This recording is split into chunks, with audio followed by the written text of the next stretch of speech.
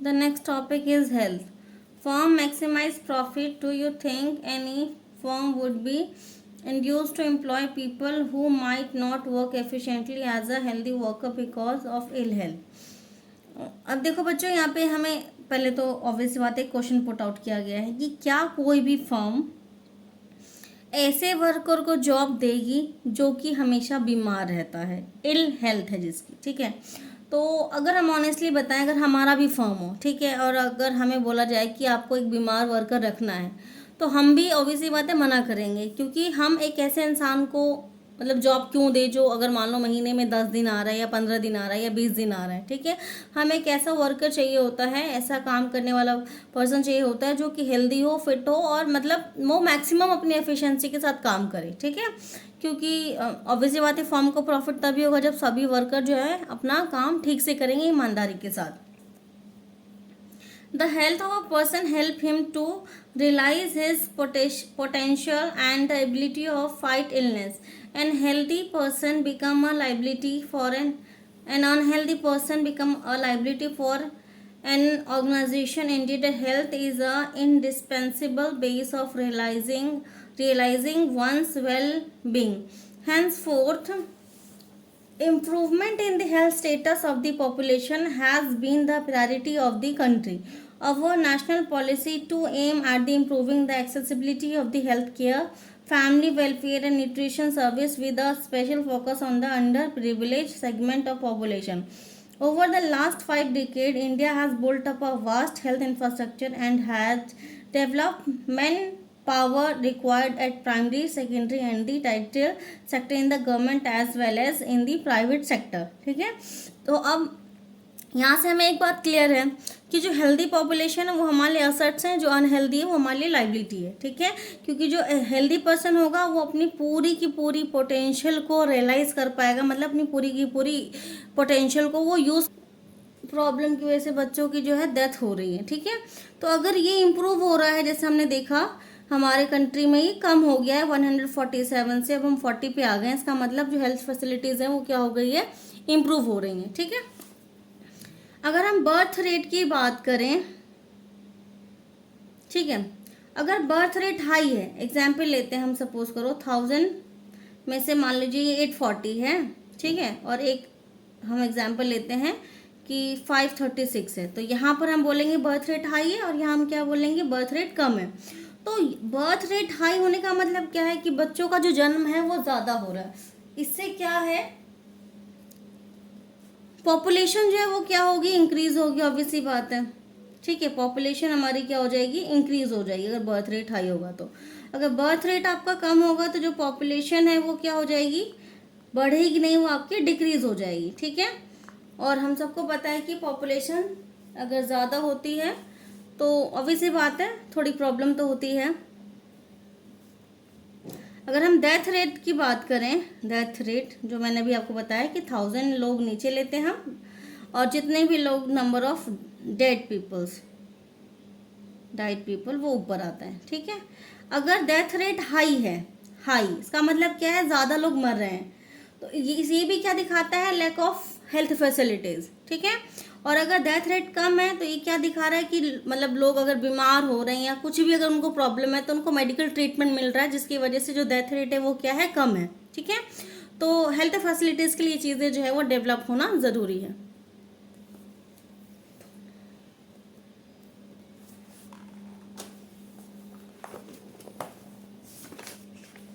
अब आपका ये छोटा सा टॉपिक है, ये थोड़ा सा टेबल देख लीजिए आप।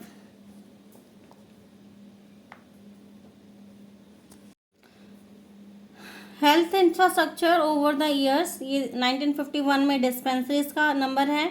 ये जैसे जैसे देखो आप ईयर हो रहा है वैसे वैसे जो ये जो है प्राइमरी हेल्थ केयर फैसिलिटी है वो आपका बढ़ रहा है, वो 1 लाख पे पहुंच चुका है। डिस्पेंसरीज एंड हॉस्पिटल्स की अगर हम बात करें, ये देखो आप 1951 में इतने थे 9209 और अभी फ़िलहाल इतने हैं। ओनली हॉस्पिटल्स की बात हो रही है ये। और जो हॉस्पिटल में बेड्स हैं वो देखो आप कहाँ, पहले 1,17,198 था और अब 6,28,000 के अराउंड हो चुका है। डॉक्टर जो एलोपैथी वाले डॉक्टर्स हैं वो 61,800 थे पहले, और अब इनका जो नंबर है वो 9,18,000 पे पहुंच चुका है। ठीक है, तो यानी कि ईयर बाय ईयर क्या हो रहा है, हेल्थ फैसिलिटी में गवर्नमेंट क्या कर रही है, इम्प्रूवमेंट कर रही है। The next topic is unemployment. Unemployment होता क्या बेसिकली, अन मतलब नॉट हैविंग, एम्प्लॉयमेंट मतलब जॉब, यानी कि जब जॉब ना हो तो वो जो सिचुएशन है वो क्या है, अनएम्प्लॉयमेंट की सिचुएशन है। इसको हिंदी में हम बोलते हैं बिना नौकरी के, यानी कि कोई काम नहीं करने के लिए। अब इसकी अगर हम डेफिनेशन की बात करें तो अनएम्प्लॉयमेंट क्या है, unemployment is said to exist when people who are willing to work at the going wages cannot find job। अब यहाँ पे देखो दो चीज़ें बोली गई हैं कि who are willing to work यानी कि जो काम करना चाहते हैं, और किस कंडीशन पे काम करना चाहते हैं, at the going wages but they are not getting the job. तो ये सिचुएशन क्या है, अनएम्प्लॉयमेंट की सिचुएशन है आपकी। ठीक है, अब यहाँ पर मैंने एक थोड़ा सा एग्जांपल के थ्रू समझाया आपको कि ये एक, मान लो एक पर्सन है ए, ये एक पर्सन है बी, ये विलिंग टू वर्क है और गोइंग वेजेस पे काम करना चाहता है। ठीक है, but he is not getting the job, तो ये क्या है, अनएम्प्लॉयड है। ठीक है, और उसकी जो बी है ये विलिंग टू वर्क है but he is demanding more wages. Suppose करो जो करंट है वेज वो मार्केट में चल रहा है, सपोज करो 12,000। ठीक है, लेकिन ये कहता है कि इसको चाहिए 18,000। ठीक है, अब जो करंटली गोइंग वेजेस है वो तो 12,000 है भाई, लेकिन ये कितना मांग रहा है, 18,000 मांग रहा है। तो इस कंडीशन में हम क्या बोलेंगे कि ये जो पर्सन है इसको हम नॉट अनएम्प्लॉयड नहीं मानेंगे। ठीक है, अनएम्प्लॉयड नहीं मानेंगे इसको हम। अब अनएम्प्लॉयमेंट में किसको इंक्लूड नहीं किया जाता ये भी आपको पता होना चाहिए। तो जो भी बच्चे 14 साल से कम उम्र के होते हैं वो, और जो अडल्ट होते हैं जिनकी एज 60+ हो चुकी है, उनको, इन दोनों को ही हम एम्प्लॉयमेंट जब निकालते हैं तो उसमें हम इनको इंक्लूड नहीं करते हैं। ठीक है, अब अगर हम बात करें टाइप ऑफ अनएम्प्लॉयमेंट की, तो ये आपके लिए मैंने फ्लो चार्ट बनाया है। अनएम्प्लॉयमेंट दो तरह का होता है, एक होता है अर्बन एम्प्लॉयमेंट अनएम्प्लॉयमेंट, एक होता है रूरल अनएम्प्लॉयमेंट। अर्बन जनरली ये सिटीज़ में मिलता है आपको। ठीक है, यानी शहरों में मिलने वाली जो अनएम्प्लॉयमेंट है वो अर्बन, और रूरल मतलब जो ग्रामीण एरिया में, गाँव में जो होता है वो रूरल अनएम्प्लॉयमेंट हुआ वो। ठीक है, अब जो अर्बन अनएम्प्लॉयमेंट होता है वो आपको, उसमें जो उसका एक टाइप है वो एजुकेटेड अनएम्प्लॉयमेंट है।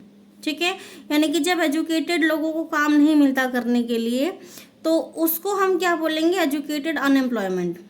जो रूरल अनएम्प्लॉयमेंट होता है वो दो टाइप का होता है, सीजनल अनएम्प्लॉयमेंट एंड डिस्गाइज्ड, जिसे हम हिडन अनएम्प्लॉयमेंट भी बोलते हैं। ठीक है, अब यहाँ पर डेफिनेशन लिखा हुआ है ये कि एजुकेटेड अनएम्प्लॉयमेंट है क्या। तो अर्बन एरियाज में जो यूथ होते हैं जिन्होंने 10th कर रखा है, ग्रेजुएशन कर रखा है, पीजी कर रखा है, पोस्ट ग्रेजुएशन, लेकिन उनको इतनी डिग्री लेने के बाद भी उन्हें कोई जॉब नहीं मिल रही है, तो ये हो गया एजुकेटेड अनएम्प्लॉयमेंट। अब सीजनल अनएम्प्लॉयमेंट क्या होता है, जब पर्सन को पूरे होल ईयर मतलब सभी महीनों के लिए काम नहीं मिलता, पूरे साल के लिए काम नहीं मिलता, तो वो होता है सीजनल अनएम्प्लॉयमेंट। अब जैसे आप इसका एक एग्जांपल तो एग्रीकल्चर ले सकते हो आप, मतलब खेती में जनरली, क्योंकि हमें पता है कि जो एग्रीकल्चर का काम है वो पूरे 12 महीने नहीं होता, वो कुछ महीने होता है। जब बरसात का टाइम आता है, मतलब जो फसलें होती हैं वो पर्टिकुलर एक सीज़न में उगाई जाती हैं इसीलिए। ठीक है, इसके अलावा आप जो कैंडल बनाते हैं आप ये ले सकते हो, या जो जैकेट्स बनाते हैं, तो जब मतलब सर्दी आने वाली होती है तभी उनके पास काम होता है, या जो फेस्टिवल सीजन में उनके पास काम ज़्यादा आ जाता है। ठीक है, तो वो पूरे साल उनको काम नहीं मिल रहा, साल के कुछ महीने के लिए ही केवल उनको काम मिल रहा है, तो इसलिए उसे हम क्या बोलेंगे, सीजनल अनएम्प्लॉयमेंट बोलेंगे। ठीक है, अब डिस्गाइज अनएम्प्लॉयमेंट होता क्या है, तो एक सिचुएशन है, आप एग्जांपल समझिए कि ये सपोज करो दोनों सेम फील्ड है। ठीक है, यहाँ पर 5 लोग काम कर रहे हैं और जो प्रोडक्शन दे रहे हैं वो 100 kg दे रहे हैं। यहाँ पर मान लीजिए सेम ही फील्ड है, यहाँ पर 3 लोग काम कर रहे हैं तभी प्रोडक्शन हमें 100 kg मिल रहा है। इसका मतलब क्या है कि यहाँ पर जो 2 लोग हैं वो एक्स्ट्रा इंगेज्ड हैं। अगर इन दोनों को अगर हम हटा देते हैं तो उनको अगर हम किसी और फील्ड में काम दे दें, किसी और सेक्टर में भेज दें, तो ये अपने पोटेंशियल का फुल यूटिलाइजेशन कर सकते हैं और इनके नहीं होने का प्रोडक्शन पर कोई असर नहीं पड़ेगा। ठीक है, यानी कि अगर हम दूर से जब देख रहे हैं मतलब, तो हमें क्या लग रहा है कि भाई यहाँ पे ये 5 लोग काम कर रहे हैं, यहाँ पे ये 3 लोग काम कर रहे हैं। ठीक है, लेकिन जब हम रिजल्ट को एनालाइज कर रहे हैं तो हम क्या देख रहे हैं कि इन 5 लोगों को काम करने से भी उतना ही प्रोडक्शन हो रहा है और जितना कि इन 3 लोगों के काम करने से हो रहा है। ठीक है, तो ये क्या है, डिस्गाइज्ड अनएम्प्लॉयमेंट, ठीक है, जो ये भी एग्रीकल्चर में ज़्यादा मिलता है, जहाँ हमें लगता है कि एक एक खेत में 10-10 20-20 लोग काम कर रहे होते हैं, तो मतलब लगता है कि अगर उनको हम कहीं और काम दे देंगे तो उनकी जो पोटेंशियल है काम करने का उसको हम यूटिलाइज कर सकते हैं ज़्यादा। ठीक है बच्चों, चलो हम एक बार बुक से रीड कर लेते हैं। Sakal mother Sheila looked after the domestic chores, children, and helped her husband Bhuta in the field. Shakal's brother Jeetu and sister Sheelu spent their time playing and roaming. Can you call Sheila और जीतू और शीलू unemployed? तो अभी मैंने आपको बताया कि जो बच्चे हैं उनको हम अनएम्प्लॉयमेंट में काउंट नहीं करते हैं। Unemployment is said to exist when people who are willing to work at the going wages can not find the job. ये मैंने आपको डेफिनेशन लिखवा दी है। Sheela is not interested in working outside her domestic domain. Jitu and Situ are two small to count in the workforce population. Neither Jeetu, Seetu or Sheila can be counted as unemployed. The workforce population includes people from the age of 15 to 59। ठीक है, यानी कि जो unemployment, जब हम work force का count करते हैं तो कहाँ से लेते हैं, 15 ईयर्स से लेकर के 59 ईयर्स तक के लोगों को काउंट करते हैं हम। सकल brother and sister do not fall with in this age group, so they cannot be called unemployed. Sakal's mother Sheila worked for the family. She is not willing to work outside her domestic domain for payment. She too cannot be called unemployed. Sakal's grandparents, although not mentioned in this story, cannot be called unemployed. In case of India, we have unemployment in rural and urban areas. However, the nature of the unemployment differ in the rural and the urban areas. In case of rural area, there is a seasonal and disguised unemployment. Urban area have mostly educated unemployment. Seasonal unemployment happens when people are not able to find job during some month of the year. यानी कि अभी मैंने आपको बताया कि उन्हें जब साल के कुछ महीने में काम नहीं मिलता तो वो सीजनल अनएम्प्लॉयमेंट होता है। People dependent upon agriculture usually face such kind of problem. ठीक है बच्चों, बिकॉज जब हार्वेस्टिंग का टाइम आता है तब उन्हें काम मिलता है। जब ये हार्वेस्टिंग का काम खत्म हो जाता है, सोइंग हार्वेस्टिंग मतलब एग्रीकल्चर रिलेटेड जो भी काम है, जब वो खत्म हो जाते हैं तो फिर उन्हें वहाँ काम नहीं मिलता है करने के लिए। In case of disguise unemployment, people appear to be employed, मतलब लोग हमें लगेगा कि काम कर रहे हैं। They have agriculture plot where they find job. This usually happen among the family member engage in agriculture activity. The work required the service of 5 people have engage 8 people, यानी कि जहाँ पर हमें 5 लोगों का काम है वहाँ पर 8 लोग काम करने में लगे हुए हैं। 3 people are extra. These 3 people also work in the same plot as the other. The contribution made by the 3 extra people don't add up to the contribution made by the 5 people. यानी कि अभी मैंने आपको example दिया कि जो 3 लोग extra लगे हुए हैं उनका किसी तरह का कोई कंट्रीब्यूशन नहीं है। If 3 people are removed, the productivity of the field will not decline. The field required the service of the 5 people and the extra people are disguised unemployed. यानी कि जो 3 लोग हैं वो क्या डिस्गाइज, मतलब लग तो रहे आपको कि एम्प्लॉयड हैं बट वो क्या हिडनली अनएम्प्लॉयड है। In case of urban area, educated unemployment has become a common phenomenon. Many youth with matriculation, graduation, post graduation degree are not able to find job. ये भी मैंने आपको बताया ही है। A study showed that unemployment of graduate and postgraduate has increased faster than among matriculates. A paradoxical manpower situation is witnessed as surplus of the manpower in certain category. अब देखो बच्चों, जो अनएम्प्लॉयमेंट है वो हमारे लिए एक बहुत बड़ी प्रॉब्लम है। क्यों है प्रॉब्लम? क्योंकि अनएम्प्लॉयमेंट क्या कर रहा है, आपका जो मैन पावर है उसको वेस्ट कर रहा है। अब कैसे, मतलब जिन लोगों का हम इस्तेमाल कर सकते हैं अपने कंट्री के डेवलपमेंट में, प्रोडक्शन एक्टिविटी में, अब वो लोग क्या है घर पे बैठे हुए हैं, यानी किस तरह का कोई काम नहीं कर रहे हैं। एक तो वो अपने फैमिली के ऊपर भी बर्डन है, दूसरा वो कंट्री के लिए भी कोई कंट्रीब्यूशन नहीं कर रहे हैं। तो इस तरीके से जो मैन पावर है हमारा वो क्या हो रहा है, वेस्ट हो रहा है। People who are in such for the economy turn into the liability, यानी जो लोग असेट्स हैं वो अब क्या बन गए, लाइबिलिटी बन गए हैं। और उनके अंदर जो फीलिंग आ रही है वो होपलेसनेस आ रही है, मतलब उन्हें लगता है कि अब हम जीवन में कुछ कर ही नहीं सकते हैं, हमारे पास कोई टैलेंट नहीं है, कोई हुनर नहीं है, और हम लोग क्या है, परिवार के ऊपर डिपेंडेंट है अपनी ज़रूरतों को पूरा करने के लिए। People don't have enough money to support their family. Inability of educated people who are not willing to who are willing to work to find gainful employment implies a great social cost. ठीक है, अब इस तरीके से क्या उनके अंदर एक होप जो है होपलेस हो जाएंगे वो, और जो उनका लाइफ है वो धीरे धीरे क्या हो जाएगा, जो उनकी एबिलिटी है वो धीरे धीरे क्या हो जाएगी, खत्म हो जाएगी। Unemployment tend to increase economic overload. Unemployment क्या करता है, इंक्रीज कर देता है आपका इकोनॉमिक ओवरलोड, मतलब वजन देश के ऊपर। The dependency of the unemployed on the working population increases. इसके अलावा जो उनकी डिपेंडेंसी है वो क्या हो जाती है, बढ़ जाती है। मतलब अगर मान लो परिवार में 4 लोग हैं और केवल एक ही कमाता है, तो उस एक के ऊपर 3 लोगों की जिम्मेदारी पड़ी हुई है। The dependency of the unemployment on the working population increases the quality of the life of an individual as well as social. Society is adversely affected when a family has to live on a bare subsistence level. There is a general decline in its health status and rising withdrawal from the school system. ठीक है, hence the unemployment has detrimental impact on the overall growth of an economy. Increase in unemployment is an indicator of the depressed economy. यानी कि अगर देश में unemployment का जो level है वो बढ़ रहा है तो उसका मतलब वो जो कंट्री है वो कैसी है, पिछड़ रही है, डिप्रेस हो रही है।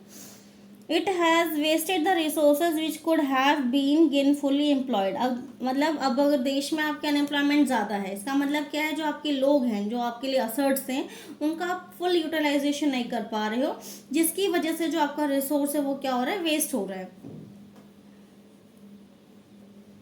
इन case of India statistically the unemployment rate is low. India में जो अनएम्प्लॉयमेंट का जो रेट है वो लो है। A large number of people represented with a low income and productivity are counted as employed. They appear to work throughout the year, but in terms of their potential and income, it is not advocate for them. अब इसमें एक बहुत बड़ी problem है India में बताया हुआ है कि लोग काम तो करते हैं, लेकिन जितना उनके अंदर पोटेंशियल है उस पोटेंशियल के अकॉर्डिंग उनको इनकम नहीं मिलता है। ठीक है, यानी कि उनको उनकी सैलरी जो है वो क्या होती है, लो होती है, जिसकी वजह से जो है उनका जो लाइफ स्टाइल है जो वो अफेक्ट होता है।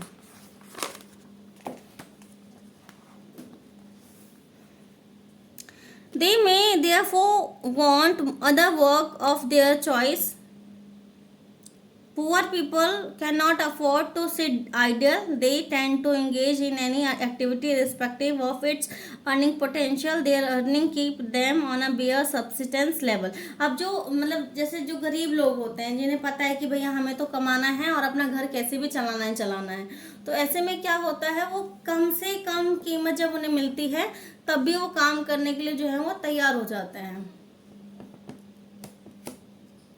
और उन्हें कम सैलरी पर भी वो काम करते हैं जिससे कि अपना वो घर चला सके, अपना जीवन गुजार सकें। Moreover the unemployment structure is categorised by the self employment in the primary sector and the whole family contribute to in the field even though not everybody is really needed. So there is a disguised unemployment in the agriculture sector, but the entire family share what has been produced. This concept of sharing of work in the field and the produce raised reduces the hardship of unemployment in the rural sector, but this does not reduce the poverty of the family. Gradually surplus labor from every household tend to migrate from the village to in the search of job. अब देखो यहाँ पे बहुत बड़ी problem जो हमारी country की वो बताया हुआ है कि जब लोगों को काम नहीं मिलता, जॉब नहीं मिलती है, तो वो क्या करते हैं, सेल्फ एम्प्लॉयमेंट स्टार्ट करते हैं, मतलब जो भी उनके पास सोर्स है पैसों का या जो भी उनके अंदर स्किल है उसके थ्रू वो कुछ ना कुछ काम करते हैं, चाहे किसी ने एक दुकान खोल ली या कुछ भी, मतलब उन्होंने काम किया, ठीक है। अब इसमें क्या है, उनका का पूरा परिवार जो है वो उस काम में लगा रहता है, ठीक है। अब ऐसे में क्या है, पूरा परिवार काम तो कर रहा है लेकिन जो फैमिली इनकम है वो क्या अभी भी कम है, कम होने की वजह से जो है वो उनको बहुत सारी दिक्कतों का जो है वो सामना करना पड़ता है, ठीक है। अब कई बार क्या होता है, जब उन्हें अपने एरिया में काम नहीं मिलता है, जॉब नहीं मिलती है, तो जो लोग हैं वो जॉब के सर्च में सिटीज़ की तरफ मूव ऑन होते हैं, जहाँ पर वो सोचते हैं कि अगर हम शहरों में जाएंगे तो हमें अच्छी नौकरी मिलेगी और जो हमारा जीवन है, जो हमारा लाइफ है, उसमें थोड़ा सा इम्प्रूवमेंट जो है वो आ सकता है। Let us discuss about the unemployment scenario in these three sectors mentioned earlier. Agriculture is the most labor-absorbing sector of the economy. In the recent year, there has been a decline in the dependency of the population on agriculture, partly because of disguised unemployment discussed earlier. Some of the surplus labor in the agriculture have moved to the either secondary or the terrestrial sector in the secondary sector. Small scale manufacturing इन, अब देखो इसमें just आपको ये बोला है कि जो मतलब जो हिडन, मतलब जो एक्स्ट्रा लोग खेतों में मतलब एग्रीकल्चर के काम में लगे हुए हैं वो क्या करते हैं, जॉब के सर्च में जो है वो दूसरा ऑप्शन ढूंढते हैं, तो उनमें से कुछ जो है फैक्ट्रीज में काम करने लग जाते हैं, कुछ जो है वो सर्विस सेक्टर में काम करने लग जाते हैं। इस तरीके से क्या करते हैं, वो किसी ना किसी फॉर्म में जो है वो जॉब ढूंढते हैं, ठीक है बच्चों। अब ये स्टोरी है, ये आप अपने आप से पढ़ लेना, इसमें ऐसा कुछ समझाने वाला है नहीं, ठीक है। बाकी मेरी तरफ से ये चैप्टर जो है आज आपका फाइनली हो जाता है। अब आपको अगली लेक्चर में या सेशन देखती हूँ मैं, उसके बाद आपको नोट्स और क्वेश्चन आंसर दोनों एक ही लेक्चर में मिल जाएगा, ठीक है बच्चों। चलो यूँ ही पढ़ते रहो, आगे बढ़ते रहो, वीडियो को लाइक कीजिए, शेयर कीजिए और सब्सक्राइब कीजिए।